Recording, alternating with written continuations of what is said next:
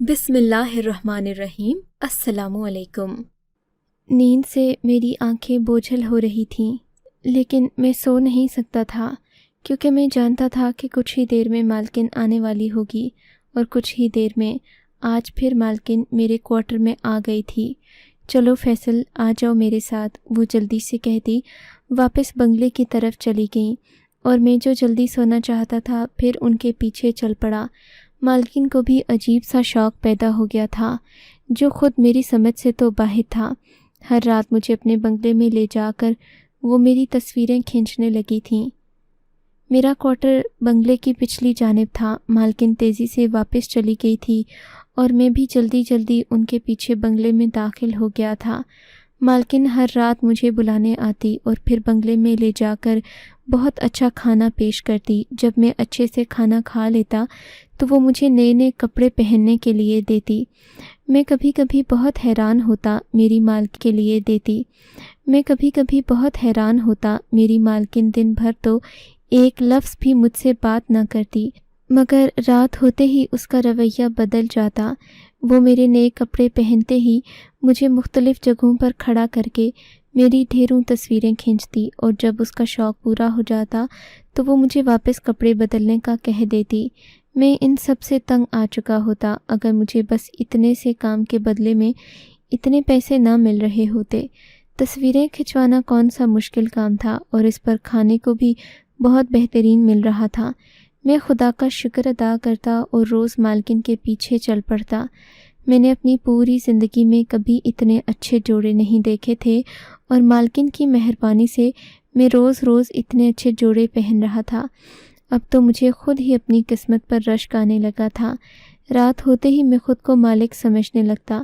کئی دفعے تو مجھے یہ خوش فہمی بھی ہوئی کہ شاید مالکن مجھے پسند کرنے لگی ہے، لیکن پھر میں خود ہی اپنے اس خیال کی نفی کر دیتا۔ بھلا میرا اور مالکن کا کیا جوڑ تھا؟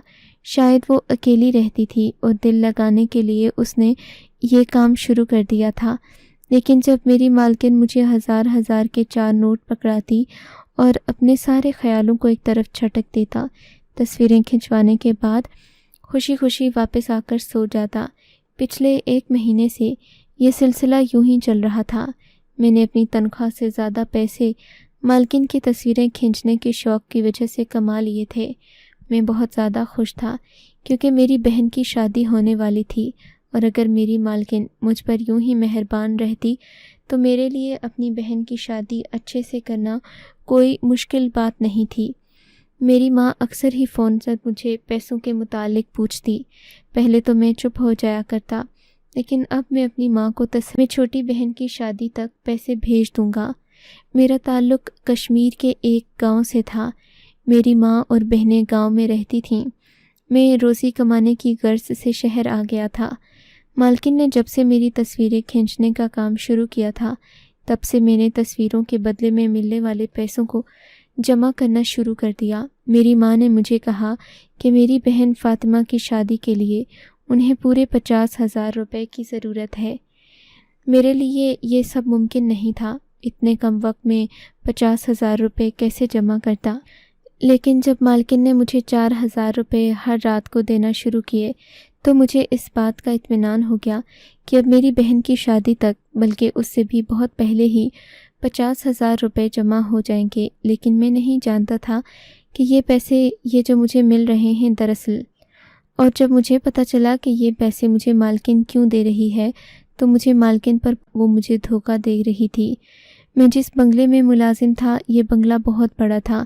یہاں میرے علاوہ اور بھی بہت سے نوکر موجود تھے، مگر میری مالکن صرف میری ہی تصویریں کھینچتی تھی۔ وہ اس بڑے بنگلے میں اکیلی رہتی تھی۔ گھر کے دوسرے نوکروں کے سامنے وہ مجھ سے بات تک نہ کرتی، اور جب سب نوکر اپنے اپنے کوارٹروں میں چلے جاتے تو وہ خاموشی سے میرے کوارٹر میں آتی، مجھے اشارے سے یا پھر بہت ہلکی آواز میں بنگلے میں آنے کا کہتی۔ کوئی اور نوکر نہیں جانتا تھا کہ میں رات کو دوبارہ بنگلے میں جاتا ہوں۔ پہلی دفعہ جب وہ مجھے بلانے آئی تو میں ڈر گیا، کیونکہ مجھے لگا کہ شاید میری صفائی میں کہیں کوئی کمی رہ گئی ہے، اور اب میری خیر نہیں ہے، کیونکہ مالکن کو صفائی کا بہت جنون تھا۔ مجھے اس بات کا خوف تھا کہ کہیں مالکن مجھے نوکری سے فارغ نہ کر دے۔ میرا کام صاف صفائی کا اور کھانے پکانے کا تھا۔ میں پوری کوشش کرتا کہ مالکن کو شکایت کا موقع دوں۔ میں ڈرتے ڈرتے بنگلے میں پہنچا، مگر جیسے ہی بنگلے میں گیا تو دیکھا کہ ٹیبل پر بہت بہترین کھانا سجا ہوا ہے۔ مالکن نے مجھے کہا کہ میں سکون سے بیٹھ کر پہلے کھانا کھاؤں، پھر وہ مجھ سے بات کرے گی۔ مجھے سمجھ میں نہیں آیا کہ مالکن نے مجھے ٹیبل پر بیٹھ کر کھانا کھانے کو کیوں کہا ہے، جبکہ آج تک کبھی ایسا نہیں ہوا تھا۔ مگر اتنا زبردست کھانا دیکھ کر میں نے خاموشی سے بیٹھ کر کھانا کھا لیا۔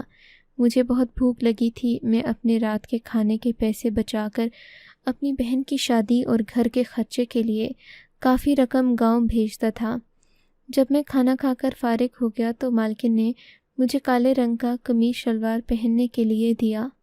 مجھے انتظار تھا کہ مالکن شاید اب کچھ کہے گی، لیکن مالکن نے مجھے وہ بہترین سا جوڑا پکڑایا اور اسے پہن کر آنے کا کہہ کر خود سکون سے بیٹھ گئی۔ میں جو اتنا اچھا کھانا کھا کر بہت خوش ہو گیا تھا، اب شلوار قمیص دیکھ کر میری خوشی حیرت میں بدل گئی تھی۔ مجھے سمجھ نہیں آیا کہ اس سب کے پیچھے مالکن کا مقصد کیا ہو سکتا ہے، لیکن میں اپنی نوکری کو خطرے میں نہیں ڈالنا چاہتا تھا، اس لیے کوئی سوال کیے بنا ہی میں نے وہ جوڑا پہن لیا۔ جب میں وہ جوڑا پہن کر مالکن کے چینجنگ روم سے باہر آیا تو مالکن نے ایک ستائشی نگاہ مجھ پر ڈالی اور اپنا کیمرہ اٹھا کر میرے آگے آگے گھومتی رہی۔ میں ان کے پیچھے پیچھے چلتا رہا۔ جو جگہ اسے سمجھ آتی وہ مجھے وہاں کھڑا کر دیتی اور میری ڈھیروں تصویریں کھینچتی۔ مجھے مختلف انداز سے کھڑا کروا کر وہ بہت ساری تصویریں لے چکی تھی۔ پھر یہ روز کا معمول بن گیا۔ وہ روز ہی مجھے بلا کر لے جاتی، کھانا کھلاتی اور 1-2 گھنٹے تک میری تصویریں کھینچنے کے بعد مجھے واپس جانے کی اجازت دے دیتی۔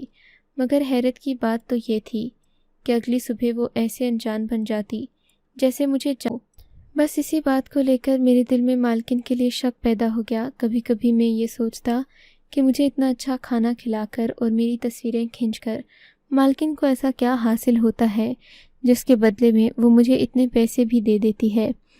پہلے تو میں نے اس لیے اس بارے میں زیادہ نہیں سوچا، کیونکہ مجھے اپنی بہن کی شادی کے لیے 50,000 روپے کی ضرورت تھی، لیکن اب جب کہ مالکن کے دیے پیسوں کو جوڑ کر میرے پاس 50,000 روپے جمع ہو چکے تھے تو اب میرے دل میں وسوسے جنم لینے لگے تھے۔ اب جب کہ میری ضرورت پوری ہو گئی تھی تو مجھے مالکن کی ہر بات مشکوک لگ رہی تھی۔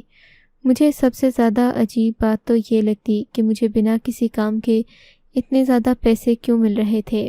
میں جب سے شہر آیا تھا میں نے ایک ہی چیز دیکھی تھی کہ میں جتنا بھی کام کرتا مجھے ہمیشہ اس کے بہت ہی کم پیسے ملتے۔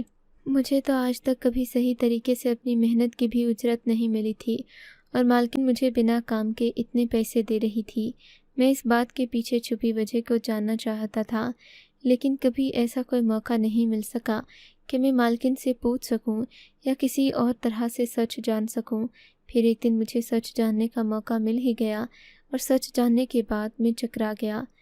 جب اچانک میں رات کو مالکن کے ساتھ تصویریں کھنچوا رہا تھا، اسی وقت مالکن کے موبائل پر کسی کا فون آ گیا۔ وہ بات کرنے کے لیے دوسرے کمرے میں چلی گئی۔ میں بہت دنوں سے اس کھوج میں تھا کہ مالکن کو میری تصویریں کھینچ کر کیا ملتا ہے، تو شاید آج مجھے موقع مل ہی گیا تھا کہ میں مالکن کے کیمرے کو چیک کر کے شاید کہ کچھ جان سکوں، اور یہی سوچ کر میں نے مالکن کا کیمرہ اٹھایا اور اسے دیکھنا شروع کر دیا، اور یہ دیکھ کر میں حیران رہ گیا کہ یہ تصویریں تو میری تھی ہی نہیں، یہ تو کوئی اور تھا۔ بہت دیر تک میں پھٹی پھٹی آنکھوں سے ان تصویروں کو دیکھتا رہا اور خود کو پہچاننے کی کوشش کرتا رہا۔ میں حیران کھڑا تھا۔ جب مالکن کے قدموں کی آہٹ ہوئی میں نے جلدی سے کیمرہ واپس رکھ دیا اور اپنی جگہ پر آ کر بیٹھ گیا۔ میں نے خود اپنی حالت پر قابو پا لیا تھا۔ مالکن نے آتے ہی میری کچھ اور تصویریں لیں اور مجھے پھر سے کڑکڑاتے ہوئے نوٹ پکڑا دیے۔ آج نوٹ لے کر بھی مجھے خوشی نہیں ہوئی تھی، کیونکہ مجھے کچھ سمجھ آنے لگا تھا کہ مالکن مجھے کس مقصد کے تحت استعمال کر رہی ہے، اور میں بے وقوفوں کی طرح استعمال ہوتا چلا گیا۔ گاؤں سے شہر آئے مجھے کافی عرصہ ہو چکا تھا۔ اب تو میں اتنا جان ہی گیا تھا کہ شہر میں کیا ہوتا ہے۔ میرا دل بجھ گیا تھا۔ میں مرے قدموں سے کوارٹر میں آ کر لیٹ گیا۔ میرے پاس اتنے پیسے جمع ہو چکے تھے کہ میری بہن کی شادی ہو جاتی۔ اب میں مزید مالکن کے ہاتھوں استعمال نہیں ہونا چاہتا تھا۔ مالکن ہر روز میری تصویریں کھینچنے کے بعد ان تصویروں کے ساتھ جو کر رہی تھی وہ تو میں نے کبھی سوچا بھی نہیں تھا۔ میں پکا ارادہ کر لیا کہ میں مالکن کو صاف لفظوں میں انکار کر دوں گا کہ اب میں کوئی تصویریں نہیں کھنچوا سکتا۔ اگر وہ مجھے سچ سچ بتا کر یہ کام کرتی تو شاید مجھے کوئی اعتراض نہیں ہوتا۔ ہم گاؤں والے صاف دل کے اور مخلص لوگ ہوتے ہیں۔ مالکن نے ایک طرح سے میرے ساتھ دھوکہ کیا تھا۔ جب میں نے کیمرے میں اپنی تصویریں دیکھیں تو مجھے پتہ چلا کہ مالکن تو مجھے نئے نئے جوڑے پہنا کر میرے ساتھ ہی دھوکے سے اپنا کام کر رہی ہے اور مجھے چند ہزار روپے پکڑا کر میرا منہ بھی بند کروایا ہوا ہے۔ اب میں مزید دھوکہ نہیں کھا سکتا تھا۔ جب صبح میں بنگلے میں کام کرنے پہنچا تو مالکن ایک دفعہ پھر سب کے سامنے مجھ سے انجان بن چکی تھی۔ میں خود ہی مالکن کے سامنے جا کر کھڑا ہو گیا۔ بہت ہمت کر کے میں نے مالکن سے کہا کہ اب میں مزید ان کے کام میں ان کا حصہ دار نہیں بن سکتا۔ مالکن نے گہری نگاہ مجھ پر ڈالی اور کہا، جو بھی بات کرنی ہے وہ رات میں کرنا، جو بھی بات کرنی ہے وہ رات میں کرنا۔ کیونکہ میں مالکن کا ملازم تھا اسی لیے ان کی بات سن کر خاموش ہو گیا۔ پورا دن میں عجیب سی بے چینی کا شکار رہا۔ مجھے سمجھ نہیں آ رہا تھا کہ میں مالکن کو کیسے منع کروں۔ پھر پہلے ہی کی طرح خاموشی سے ان کی بات مان لینی چاہیے۔ اگر میں ان کی بات پہلے کی طرح مانتا رہوں تو مجھے بہت فائدہ حاصل ہوتا۔ میری تنخواہ صرف 12,000 روپے تھی۔ مالکن ہر روز کی تصویریں کھینچنے کے بعد مجھے ہزاروں روپے دے رہی تھی۔ اس طرح میں مہینے میں ہی لاکھوں روپے کما سکتا تھا۔ جب مالکن رات ہوئی تو میرے کوارٹر میں آ کر مجھے اشارہ کرنے لگی۔ میں اس کے پیچھے پیچھے چل پڑا۔ جب میں بنگلے میں پہنچا تو پہلے کی طرح آج بھی کھانا لگا ہوا تھا، مگر میں کھانا کھانے نہیں بیٹھا کیونکہ میں فیصلہ کر کے آیا تھا کہ میں مالکن کو صاف لفظوں میں منع کر دوں گا۔ میں نے مالکن سے کہا، اب میں اور تصویریں نہیں کھنچوا سکتا۔ میں دھول چونکی ہے۔ آپ نے مجھ سے جھوٹ کہا ہے۔ میں اب تک یہی سمجھتا رہا کہ یہ سب آپ اپنے شوق میں کرتی ہیں، مگر میں نہیں جانتا تھا آپ میری تصویریں کھینچ کر اس طرح بھی کر سکتی ہیں۔ اگر آپ نے مجھے سچ بتایا ہوتا تو شاید میں آپ سے اتنے پیسے بھی نہیں لیتا اور ایمانداری سے آپ کا ملازم ہونے کا ثبوت دیتا، لیکن آپ نے اپنی غرض کی خاطر میرے ساتھ دھوکہ کیا ہے۔ یہ کہہ کر میں واپس اپنے کوارٹر کی طرف پلٹ گیا۔ مالکن نے پیچھے سے مجھے آواز دی اور رکنے کے لیے کہا۔ میں رک گیا۔ مالکن کچھ دیر تک مجھے حیرت بھری نگاہوں سے دیکھتی رہی۔ شاید وہ سمجھ رہی تھی کہ مجھ پر سچائی کبھی نہیں کھلے گی، اور جب اسے کچھ ہی لمحوں میں یقین آ گیا کہ میں سارا سچ جان چکا ہوں تو وہ اٹھ کر اپنے کمرے میں گئیں اور کچھ دیر بعد بہت ساری کتابیں اٹھا کر لے آئیں۔ یہ سب ساری کتابیں میرے آگے رکھ دیں۔ یہ رنگین کتابیں ایک الگ ہی دنیا کا پتہ دے رہی تھیں، اور جانے انجانے میں بھی اس دنیا کا حصہ بن چکا تھا۔ میں نے حیرت سے ایک ایک صفحے کو پلٹا۔ میری آنکھیں پھیلتی چلی گئیں۔ وہاں ہر صفحے پر بس میری تصویریں تھیں۔ مالکن نے آہستہ آہستہ مجھے بتانا شروع کیا۔ میری مالکن ایک بوتیک چلاتی تھی۔ اس کی بوتیک پر کام نہ ہونے کے برابر تھا۔ جب اس کے دوستوں نے اسے مشورہ دیا کہ وہ اپنی بوتیک کی پبلسٹی کرے اور اشتہار کاری کرے، میری مالکن مستقل خسارے میں جا رہی تھی، اس لیے وہ اس کام میں پیسہ ڈالنے کے قابل نہیں رہی تھی۔ لیکن بغیر پروموشن کے اس کی بوتیک کچھ ہی دنوں میں ختم ہو جاتی۔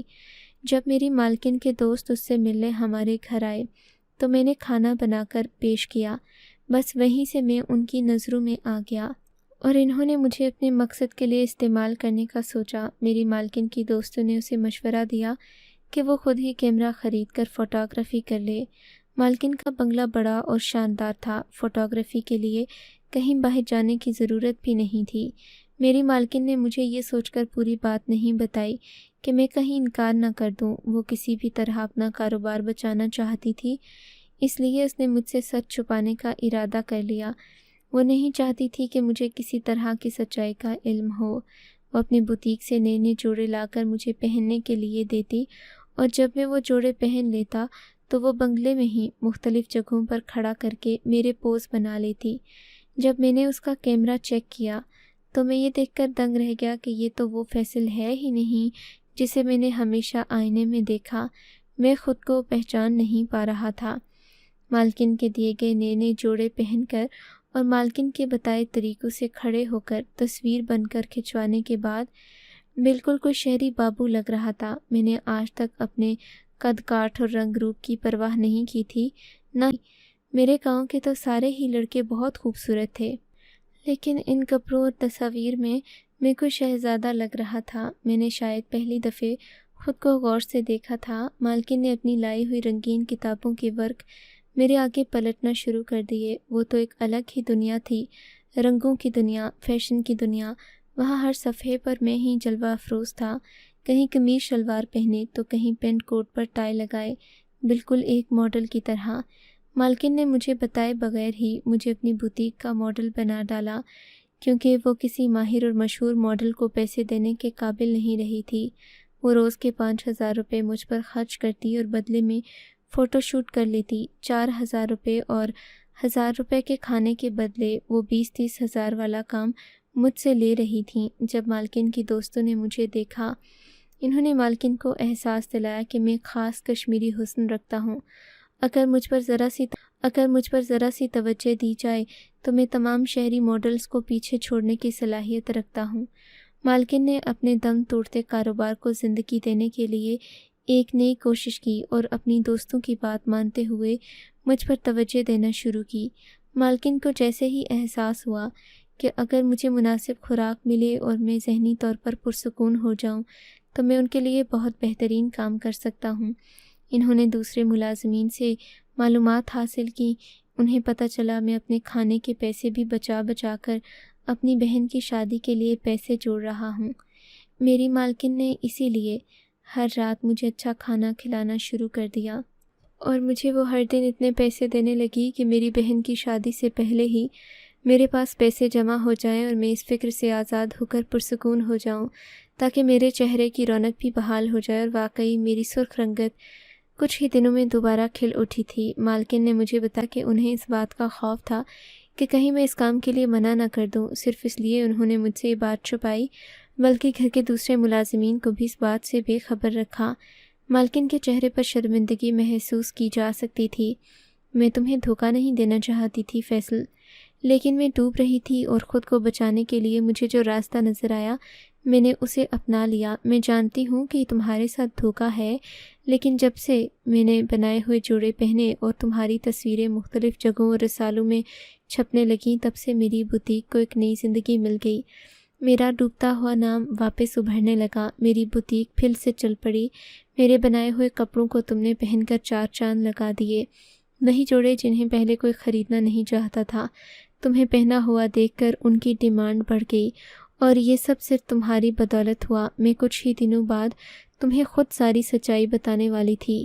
جب میں تھوڑا سا اپنے پیروں پر دوبارہ کھڑی ہو جاتی تو میں تمہیں بتا دیتی، لیکن تم نے اس سے پہلے ہی میرا کیمرہ چیک کر لیا اور تم خود ہی حقیقت جان گئے۔ مالکن شرمندہ سی میرے آگے بیٹھی تھی۔ فیصل، اگر میں ڈوب جاتی تو میں اکیلے نہیں ڈوبتی، بلکہ میری بوتیک پر کام کرنے والے بہت سے غریب بے روزگار ہو جاتے۔ میرے بنگلے پر کام کرنے والے تم اور تمہارے جیسے ہی دوسرے غریب لوگ بھی بے آسرا ہو جاتے۔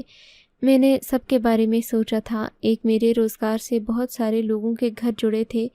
میں سب کو بچانے کے لیے کوشش کر رہی تھی۔ اب فیصلہ تم پر ہے، تم کیا چاہتے ہو؟ اگر تم میرے لیے کام کرنا چاہتے ہو تو ٹھیک ہے، کچھ ہی عرصے میں تمہیں تمہاری جائز کمائی دینے کے قابل ہو جاؤں گی، لیکن اگر تم کام نہ بھی کرنا چاہو تو میں تم پر کوئی زبردستی نہیں کروں گی، لیکن اتنا ضرور کہوں گی، آج میں جہاں کھڑی ہوں صرف تمہاری بدولت ہوں، ورنہ میں بہت پہلے ڈوب چکی ہوتی۔